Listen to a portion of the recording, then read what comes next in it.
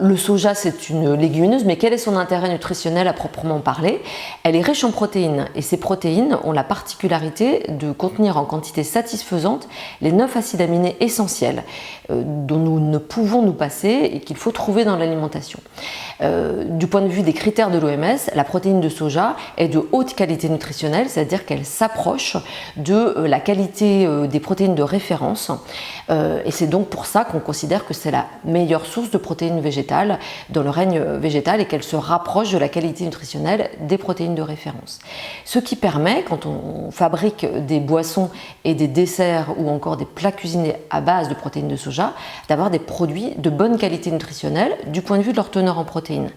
Mais la graine de soja ne s'arrête pas à sa qualité nutritionnelle des protéines, elle contient aussi des graisses, mais des graisses de bonne qualité, pauvres en graisses saturées, ce qui fait également leur intérêt, en particulier par exemple dans les plats cuisinés ou les steaks de soja ou les nuggets de soja. Cela va permettre d'avoir des protéines de bonne qualité, un taux de matière grasse plutôt faible et plutôt des graisses de bonne qualité puisque pauvres en graisses saturées et bien entendu sans cholestérol.